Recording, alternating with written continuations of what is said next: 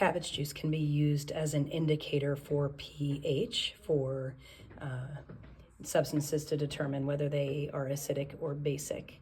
So you prepare cabbage juice by boiling a purple cabbage and then taking the juice from it. So we have some cabbage juice right here that's been refrigerated, and I'm going to put about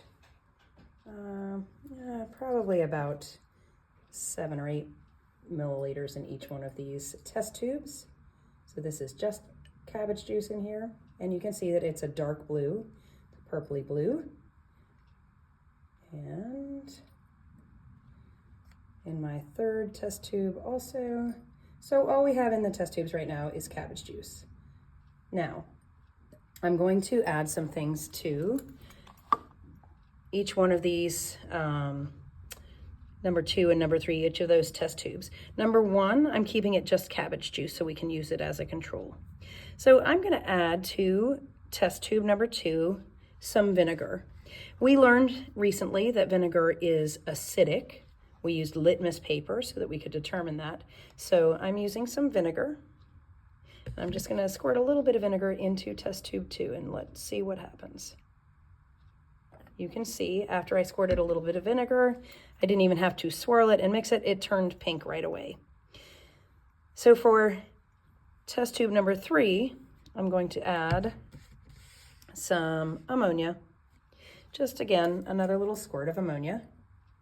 And when I add ammonia, that turns green. So our cabbage juice all by itself is kind of bluish purple. If I add an acid like vinegar, it turns pink. And if I add a base like ammonia, it turns green.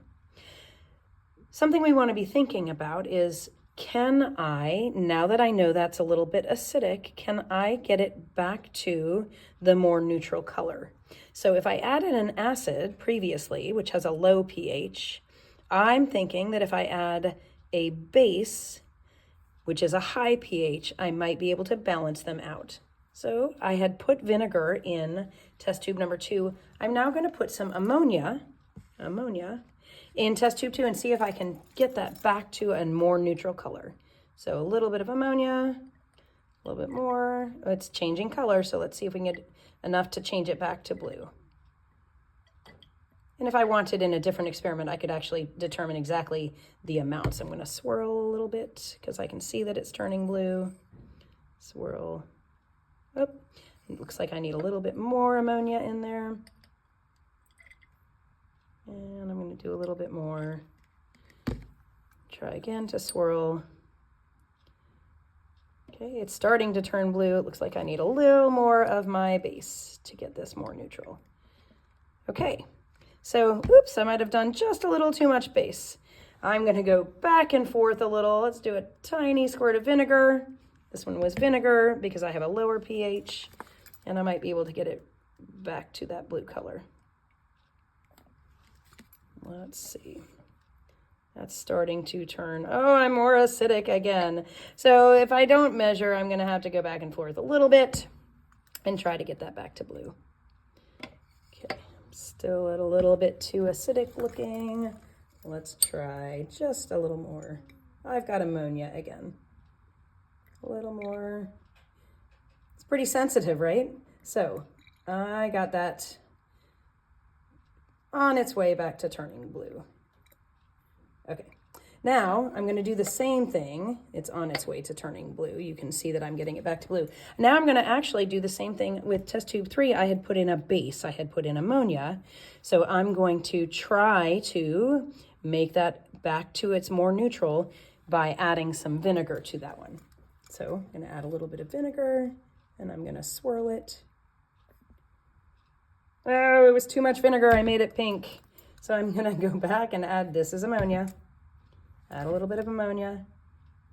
So I'm just going to keep going back and forth and see if I can get it back to a more neutral color. And I'm getting there. But it's pretty sensitive. So, ooh, I'm getting, hey, that's really, really close. I like that.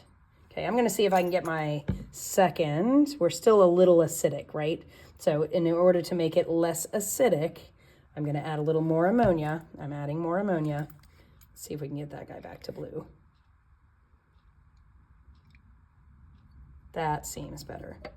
Okay, I got everybody back to a pretty neutral color. These seem a little diluted because they have a little extra liquid in there, but that was what we did for our Unit 2 Lesson 7 investigation, determining how a pH indicator, which is our cabbage juice, can give us clues about one of the chemical properties of other substances. So that was the chemical property pH.